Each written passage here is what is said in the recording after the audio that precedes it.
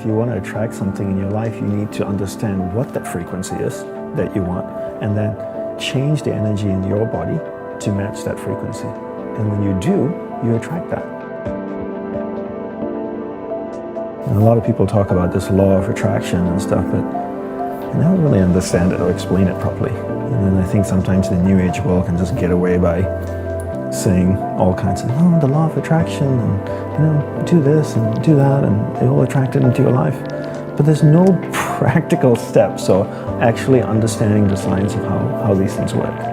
But once you really understand it and then you put the hard work into it, these amazing tools have been around for millenniums. Monks have been using it for thousands of years.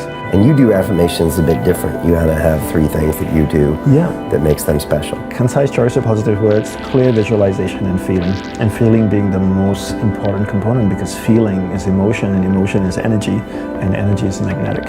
Tesla had the saying, if you want to find the secrets of the universe, think in terms of energy, frequency, and vibration.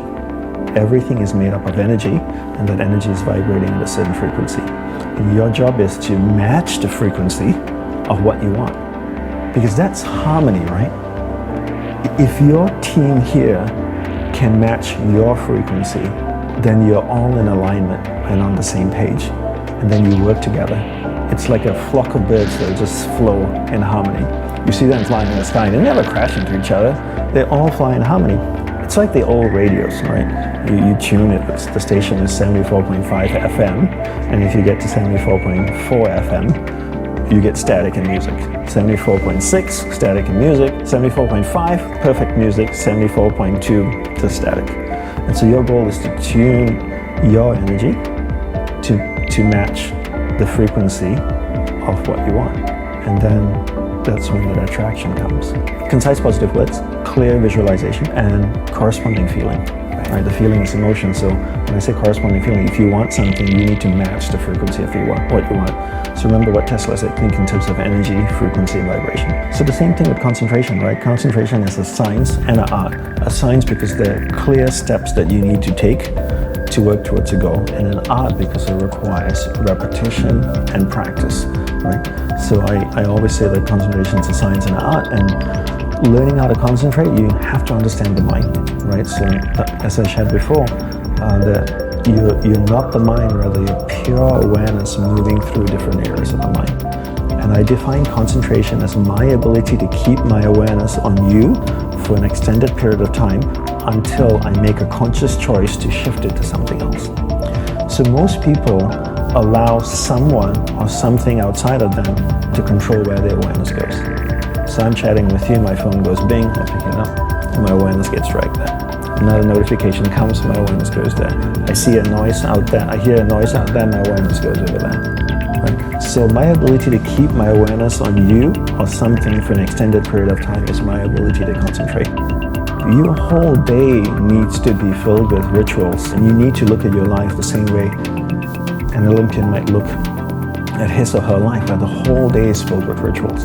And in the monastery, we meditated as a group for 1 hour a day. That's all we meditated. People always think that monks meditate all day and they're slowly sweeping the sidewalks. But we don't. We meditate 1 hour a day. What are we doing the rest of the day? Gurudeva taught us to practice concentration. Not to practice mindfulness, practice concentration. So if you're speaking with another monk, you give that person your undivided attention. That's what we practice all day. And I think people take a different approach right now. They think, if I meditate for 10 minutes in the morning, I'm good, I'm zen. And the rest of the day I can just do whatever I want to do. And the best day is constant multitasking. So I'm doing many things at once in a poor way. So what do you become good at? You become good at whatever it is you practice. Because practice doesn't have the ability to discriminate between what's a positive practice and what's a negative practice. So if you practice something negative all the time, you become really good at it. So if you practice distraction all the time, 10 hours a day, what do you become good after 6 months? Distraction. Anybody practicing anything for 10 hours a day becomes really good at it. And the truth is, 24 hours in a day, most people sleep, 7, 8 hours? So you're awake for 16. And out of the 16 hours, are they only practicing distraction for 7 or 8 hours? Probably more like 18 or 14 hours a day of practicing distraction.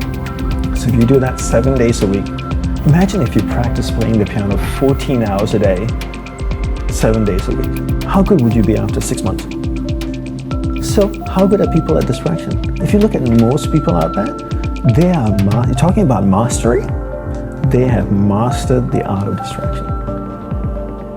These people are to be acknowledged and respected because the dedication and devotion they have given to the art of distraction.